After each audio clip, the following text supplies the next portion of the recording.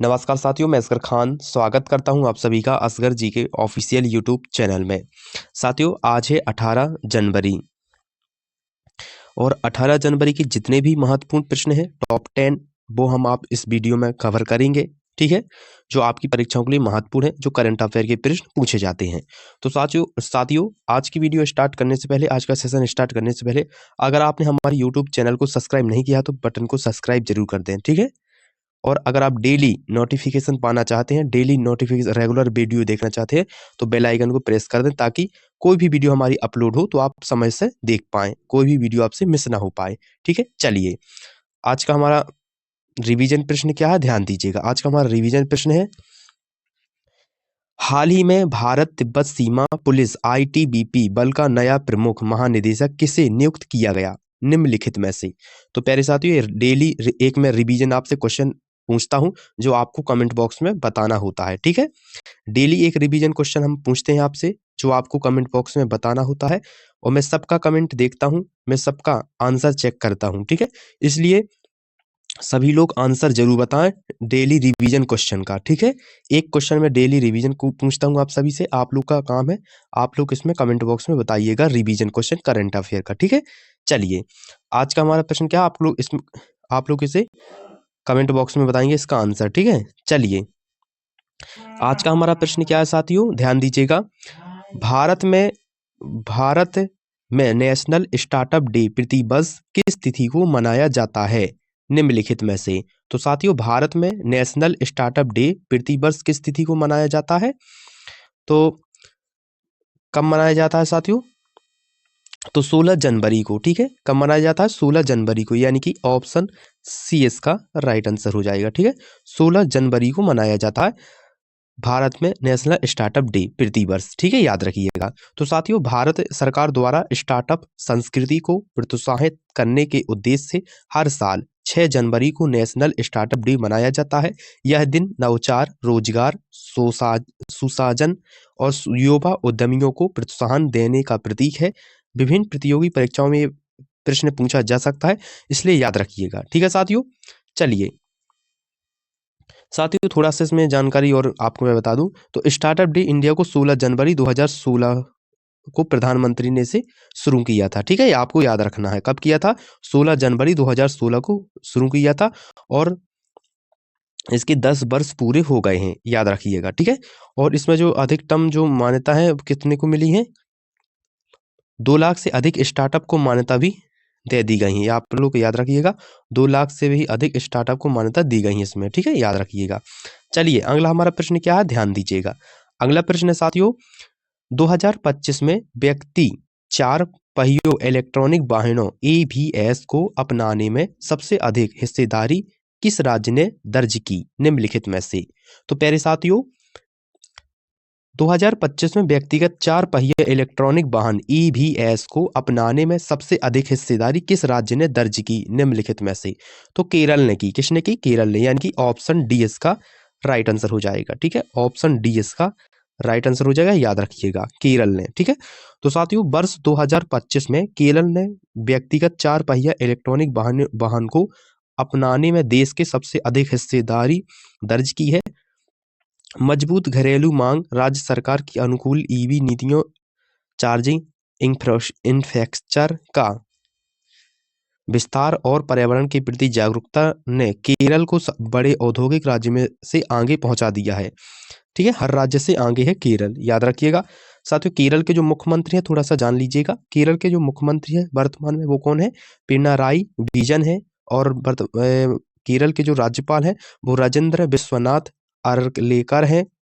ठीक है, और जो जो केरल राज्य की जो स्थापना दिवस वो कब मनाया जाता है, तो 1 नवंबर, याद रखिएगा, 1 नवंबर को मनाया जाता है।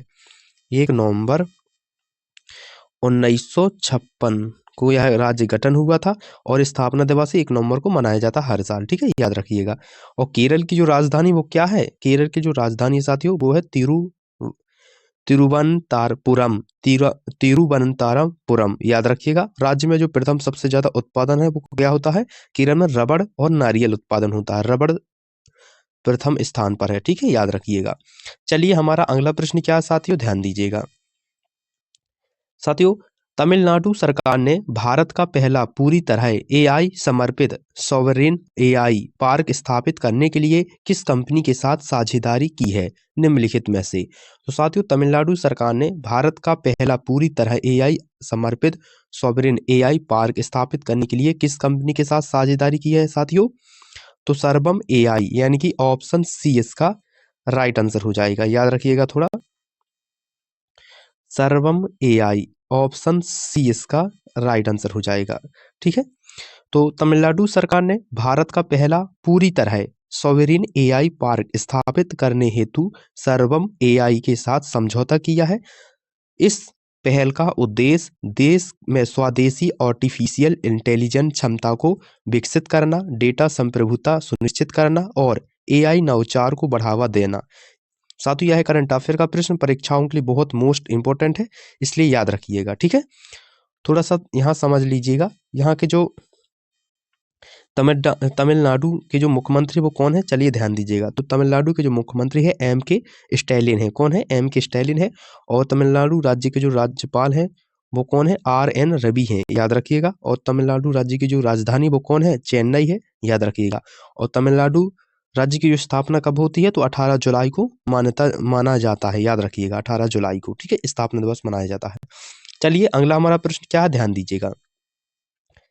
हाल ही में मध्य प्रदेश सरकार ने किसके साथ डिजिटल सेवाओं में भारतीय भाषाओं के उपयोग को बढ़ावा देने हेतु समझौता ज्ञापन पर हस्ताक्षर किए हैं निम्नलिखित में से? तो साथियों, किसके साथ किए हस्ताक्षर हाल ही में? तो डिजिटल इंडिया भाषिनी डिवीजन पर। किस पे? डिवीजन, याद रखिएगा, ऑप्शन सी इसका राइट आंसर होगा। ठीक है, याद रखिएगा, option C, division India Bhashini division पर। ठीक है, जो हाल ही में मध्य प्रदेश सरकार ने डिजिटल सेवाओं में भारतीय भाषाओं का उपयोग को बढ़ावा देने के लिए समझौता ज्ञापन पर हस्ताक्षर किए हैं, वो निम्नलिखित में से किसके साथ किए हैं? तो डिजिटल इंडिया भाषिनी डिवीजन। ठीक है, मध्य प्रदेश सरकार और डिजिटल इंडिया भाषिनी डिवीजन के बीच MOU पर हस्ताक्षर किए गए हैं। इसका उद्देश्य सरकारी डिजिटल सेवाओं को भारतीय भाषाओं में उपलब्ध कराना, नागरिकों की डिजिटल पहुंच बढ़ाना और भाषा आधारित तकनीकी समाधान को प्रोत्साहन देना। यह पहला संशोधन है और डिजिटल समावेश की दिशा में महत्वपूर्ण माना जा रहा है। याद रखिएगा, आपकी परीक्षाओं के लिए मोस्ट इंपोर्टेंट है, पूछा जा सकता है। साथियों, सेशन आपको अच्छा लग रहा हो तो वीडियो को लाइक कर दीजिएगा, चैनल को सब्सक्राइब कर दें और बेल आइकन को प्रेस कर दें ताकि डेली आपसे कोई भी महत्वपूर्ण वीडियो मिस ना हो पाए। ठीक है, चलिए अगला प्रश्न है। अगला प्रश्न क्या है साथियों, ध्यान दीजिएगा। भारत में इजराइल के बीच मत्स्य पालन और जलीय कृषि क्षेत्र में सहयोग को औपचारिक रूप देने हेतु किस दस्तावेज पर हस्ताक्षर किए गए निम्नलिखित में से? तो किस दस्तावेज पर हस्ताक्षर किए गए साथियों? तो संयुक्त मंत्री स्तरीय आशय घोषणा पत्र पर। ठीक है, आशय घोषणा पत्र पर, याद रखिएगा, ऑप्शन सी इसका राइट आंसर हो जाएगा। ठीक है, ऑप्शन सी इसका राइट आंसर हो जाएगा। भारत और इजराइल के जो बीच मत्स्य पालन एवं जलीय कृषि क्षेत्र में सहयोग औपचारिक रूप से हेतु दस्तावेज पर हस्ताक्षर जो किए गए हैं निम्नलिखित में से किस पे किए गए हैं साथियों? तो संयुक्त मंत्री स्तरीय आशय घोषणा पत्र। आपको याद रखना है साथियों, आपकी परीक्षा के मोस्ट इंपोर्टेंट है। ठीक है, तो भारत और इजराइल के बीच मत्स्य पालन और जलीय कृषि क्षेत्र में जो सहयोग को सुदृढ़ करने के लिए संयुक्त मंत्री स्तरीय आशय घोषणा पत्र पर हस्ताक्षर किए गए हैं। इसका उद्देश्य तकनीकी उपयोग, अनुसंधान क्षमता निर्माण और टिकाऊ जलीय संसाधन प्रबंधन को बढ़ावा देना है। साथियों, यह करंट अफेयर का प्रश्न आपकी परीक्षाओं के मोस्ट इंपोर्टेंट है, याद रखिएगा। ठीक है, ठीक है साथियों, थोड़ा सा और समझ लीजिएगा। तो भारत और जो इजराइल के राष्ट्रपति हैं वो कौन है? आइजैक हरजोन है, याद रखिएगा। इजराइल के जो राष्ट्रपति हैं वो है आइजैक हरजोन है और इजराइल के जो प्रधानमंत्री है वो है बेंजामिन नेतन्याहू, याद रखिएगा। और इजराइल की जो राजधानी है वो है यरूशलम। ठीक है, इजराइल एक यहूदी लोकतांत्रिक राज्य मुस्लिम देश नहीं है, याद रखिएगा। इजराइल देश है जो यहूदी एक लोकतांत्रिक राज्य है, यानी कि यहूदी देश है। ठीक है, याद रखिएगा, लोकतांत्रिक राज्य है ना कि मुस्लिम देश है, याद रखिएगा। ठीक है, चलिए अगला हमारा प्रश्न क्या है, ध्यान दीजिएगा। अगला प्रश्न साथियों ध्यान दें, हाल ही में किस देश के प्रधानमंत्री सलेम बिन ब्रेक ने गुरुवार को अपने पद से इस्तीफा दे दिया है निम्नलिखित में से? तो साथियों हाल ही में किस देश के प्रधानमंत्री सलेम बिन ब्रेक ने गुरुवार को अपने पद से इस्तीफा दे दिया है निम्नलिखित में से? तो किस देश के प्रधानमंत्री ने इस्तीफा दिया है हाल ही में अभी? तो यमन के प्रधानमंत्री ने, ठीक है, याद रखिएगा, यमन के प्रधानमंत्री ने, यानी कि ऑप्शन बी इसका राइट आंसर हो जाएगा। यमन के प्रधानमंत्री ने, ठीक है, हाल ही में इस्तीफा दे दिया है। तो यमन के प्रधानमंत्री सलेम बिन ब्रेन ने हाल ही में अपने पद से इस्तीफा दे दिया है। यह घटनाक्रम ऐसे समय में सामने आया जब यमन राजनीतिक अस्थिरता और आंतरिक संघर्षों से जूझ रहा है। पश्चिम एशिया से जुड़ी करंट अफेयर साथियों मोस्ट इंपोर्टेंट है, याद रखिएगा, ठीक है। तो थोड़ा सा और समझ ले, यमन के जो प्रधानमंत्री हैं वर्तमान में वो कौन है अभी? अहमद आवद बिन मुबारक हैं, ठीक है। और यमन के जो राष्ट्रपति हैं वो है राशिद अल आलिमी, याद रखिएगा। और राजधानी यमन की क्या है? तो सना है, ठीक है। यमन एक मुस्लिम राष्ट्र है, याद रखिएगा, ठीक है। चलिए अगला प्रश्न। अगला प्रश्न हमारा क्या साथियों, ध्यान दीजिएगा। हाल ही में पूर्व भारतीय क्रिकेटर कप्तान महेंद्र सिंह धोनी को किस कार्यक्रम का एम्बेसडर नियुक्त किया है निम्नलिखित में से? तो साथियों हाल ही में पूर्व भारतीय क्रिकेट कप्तान महेंद्र सिंह धोनी को एम्बेसडर नियुक्त बजाज पुणे ग्रैंड टूर का किया है। किसका किया है? ऑप्शन बी इसका राइट आंसर हो जाएगा, ठीक है। बजाज पुणे ग्रैंड टूर का, यानी कि ऑप्शन बी इसका राइट आंसर हो जाएगा, ठीक है। तो पूर्व भारतीय कप्तान महेंद्र सिंह धोनी को बजाज पुणे ग्राउंड टूर का एम्बेसडर नियुक्त किया गया है। उनकी लोकप्रियता, अनुशासन, नेतृत्व क्षमता को देखते हुए यह चयन किया गया है। खेल और पर्यटन से जुड़े ऐसे करंट अफेयर आपकी परीक्षाओं में पूछे जा सकते हैं साथियों, इसलिए याद रखिएगा, ठीक है। चलिए और प्रमुख जानकारी आपको थोड़ा सा बता दें, जो प्रमुख शहर है, जो इस दौड़ का जो मुख्य केंद्र है पुणे शहर है, जो यहाँ खेल होना है, ठीक है।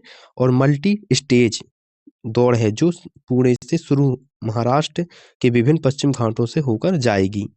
एक साइकिलिंग खेल है, उसी का इन्हें ब्रांड इन्वेस्टर नियुक्त किया है, ठीक है, याद रखिएगा। और जो इसका समापन पुणे में ही होना है, कब होना है? पुणे में ही एक सर्किट रेस के साथ खत्म होगा, पूरी दौड़ हो जाएगी, ठीक है, याद रखिएगा। भारत की पहली ऐसी दौड़ है जो UCI यानी यूनियन साइकिल इंटरनेशनल द्वारा मान्यता दी गई है, ठीक है, याद रखिएगा। जैसे दुनिया की प्रोफेशनल साइकिल दौड़ हिस्सा लेंगे, प्रोफेशनल खिलाड़ी एथलीट इसमें हिस्सा लेंगे, याद रखिएगा, ठीक है। चलिए अगला प्रश्न हमारा क्या है, ध्यान दीजिएगा। अगला प्रश्न साथियों, INSEE की रिपोर्ट के अनुसार द्वितीय विश्व युद्ध की समाप्ति के बाद पहली बार 2025 में किस देश में जन्मों की तुलना में मृत्यु दर अधिक दर्ज की गई निम्नलिखित में से कौन सा देश है? तो साथियों फ्रांस देश है। कौन सा देश है? फ्रांस देश है, याद रखिएगा। ऑप्शन सी इसका राइट आंसर हो जाएगा, फ्रांस देश। तो INSEE की रिपोर्ट के अनुसार द्वितीय विश्व युद्ध की समाप्ति के बाद पहली बार 2025 में फ्रांस में जन्म दल की तुलना में मृत्यु दर दर्ज की गई है। किसमें? फ्रांस देश में, याद रखिएगा। तो साथियों फ्रांस में पहली बार ऐसा हुआ है जब मृत्यु संख्या जन्मों से अधिक रही। द्वितीय विश्व युद्ध के बाद यह पहली स्थिति है। इसके पीछे घटती जन्म दर वृद्ध होती है। जनसंख्या और सामाजिक आर्थिक परिवर्तन प्रमुख कारण माने जा रहे हैं। यह जनसंख्यिकीय कारण है, ठीक है, याद रखिएगा। इस करंट अफेयर की दृष्टि से मोस्ट इंपोर्टेंट परीक्षा है, करंट अफेयर का प्रश्न मोस्ट इंपोर्टेंट है, आप लोग याद रखिएगा साथियों, ठीक है। चलिए अगला प्रश्न हमारा क्या है, ध्यान दीजिएगा। अगला प्रश्न साथियों, कौन सा राज्य क्रॉनिक किडनी डिजीज KKD की व्यापक रजिस्ट्री शुरू करने वाला भारत का पहला राज्य बनने जा रहा है? तो कौन सा राज्य क्रॉनिक किडनी डिजीज CKD की व्यापक रजिस्ट्री शुरू करने वाला भारत का पहला राज्य बनने जा रहा है निम्नलिखित में से। तो कौन बनने जा रहा है साथियों? उड़ीसा बनने जा रहा है, याद रखिएगा। ऑप्शन सी इसका राइट आंसर हो जाएगा। ऑप्शन सी इसका राइट आंसर हो जाएगा, याद रखिएगा। ठीक है, उड़ीसा। तो ओडिशा भारत का पहला राज्य बनने जा रहा है जो क्रॉनिक किडनी डिजीज CKD की व्याख्या रजिस्ट्री शुरू करेगा। इस पहल का उद्देश्य रोगियों की पहचान, उपचार की निगरानी और नीति निर्माण के लिए विश्वसनीय डेटा उपलब्ध कराना। यह सार्वजनिक स्वास्थ्य और राज्य स्तरीय करंट अफेयर है जो आपकी परीक्षाओं के लिए महत्वपूर्ण है, याद रखिएगा। ठीक है साथियों, चलिए अगला प्रश्न हमारा क्या है साथियों, ध्यान दीजिएगा। अगला प्रश्न है, हाल ही में भारत की तेल कंपनियों को तेल का भंडार किस देश स्थान की भूमि आधारित तेल एवं गैस क्षेत्र में मिला निम्नलिखित में से। तो साथियों, हाल ही में जो भारत की तेल कंपनियों को तेल का भंडार किस देश स्थान की भूमि पर आधारित तेल एवं गैस क्षेत्र को मिला है? तो अबू धाबी, याद रखिएगा। ऑप्शन सी इसका राइट आंसर हो जाएगा। ठीक है, Abu Dhabi. Abu Dhabi, option C इसका राइट आंसर हो जाएगा। तो हाल ही में जो भारत तेल कंपनियों को तेल का भंडार है वो किस देश स्थान की भूमि पर आधारित गैस तेल क्षेत्र में मिला है? तो अबू धाबी यानी कि UAE में। ठीक है, याद रखिएगा। संयुक्त अरब इमारत अमीरत में। ठीक है, याद रखिएगा, UAE में। UAE में, याद रखिएगा, अबू धाबी में मिला है। और भारत की तेल कंपनियों को अबू धाबी में स्थित एक भूमि आधारित तेल एवं गैस क्षेत्र भंडार मिलने की सफलता मिली है। यह उपलब्धि भारत की ऊर्जा सुरक्षा को मजबूत करने और विदेशी अपस्ट्रीम निवेश बढ़ाने और पश्चिम एशिया के साथ रणनीति ऊर्जा सहयोग को सुदृढ़ करने में सहायक मानी जा रही है। ठीक है, याद रखिएगा। साथियों, अभी जो UAE के राष्ट्रपति हैं वो कौन है? शेख मोहम्मद बिन जायद आल नहायान है। ठीक है, याद रखिएगा। वहाँ के जो वर्तमान प्रधानमंत्री हैं वो कौन है? तो प्रधानमंत्री हैं जो शेख मोहम्मद बिन राशिद आल मखतूम है। ठीक है, याद रखिएगा। और UAE की जो राजधानी है वो संयुक्त अबू धाबी है, याद रखिएगा। और यह एक इस्लामिक देश है, याद रखिएगा। ठीक है साथियों, ये था आज 18 जनवरी के टॉप प्रश्न जो आपकी परीक्षाओं के लिए मोस्ट इंपॉर्टेंट है। साथियों, आज का सेशन अच्छा लगा हो तो वीडियो को लाइक कर दीजिएगा, चैनल को सब्सक्राइब कर दीजिएगा और बेल आइकन को प्रेस कर दीजिएगा ताकि कोई भी आपसे महत्वपूर्ण वीडियो छूट ना पाए। मिलते हैं अगले करंट अफेयर की वीडियो पर। धन्यवाद।